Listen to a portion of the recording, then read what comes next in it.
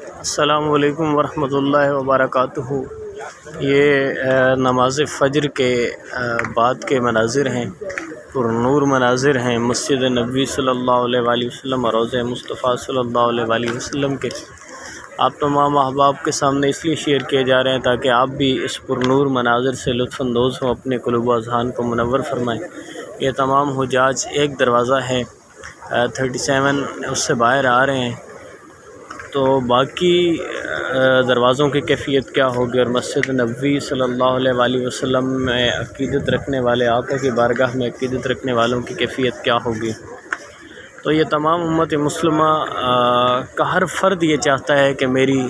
آقا سیدی رسول اللہ صلی اللہ علیہ وآلہ وسلم آپ کی بارگاہ میں کم از کم زندگی میں ایک دفعہ حاضری ضرور ہو جائے۔ تو یہ ہر مسلمان کا، ہر اس شخص کا جس کا اللہ اور اس کے نبی صلی اللہ علیہ وآلہ وسلم کے ساتھ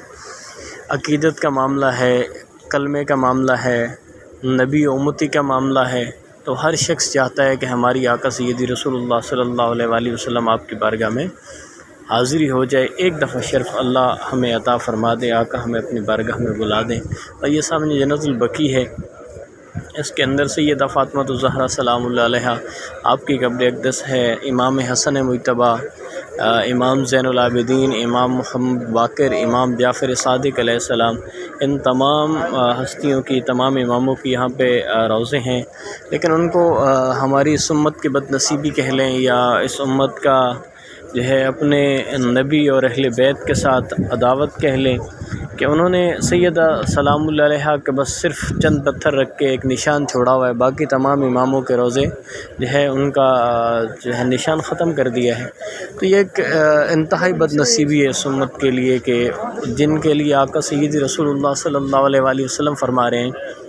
کہ میرے اہل بیت کشتی نوح کے مانند ہیں، اگر تم ان کو تھامے رکھو گے تو تم فلاح پا جاؤ گے، اگر ان کو چھوڑو گے تو تم غرق ہو جاؤ گے۔ اور میرے آقا سیدی رسول اللہ صلی اللہ علیہ وآلہ وسلم نے اہل بیت کے بارے میں بارہا حدیثیں فرمائی ہیں، بارہا فرمائی ہیں، نام لے لے کر فرمائی ہیں، اور تب بھی آقا امام حسن مجتبیٰ علیہ السلام آپ کو فرمایا گیا ہے کہ آپ جنت کے جوانوں کے سردار ہیں، اور ان کی قبر اقدس کا نام نشان مٹا دینا، آپ اسی بات سے اندازہ لگائیں کہ اس امت کی بد نصیبی کہاں تک پہنچ گئی ہے۔ آج یہ امت زوال پذیر ہے تو اسی لیے کہ ہم نے اپنے آقا سیدی رسول اللہ صلی اللہ علیہ وآلہ وسلم اور ان کے اہل بیت کو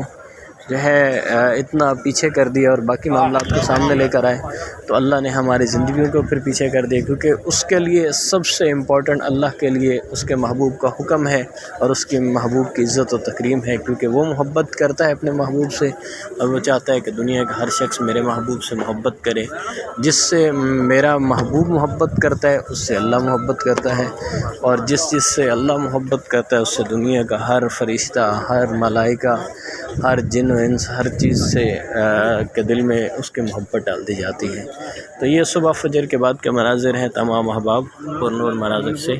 اپنے قلوب و اذہان کو منور فرمائے۔ بہت شکریہ۔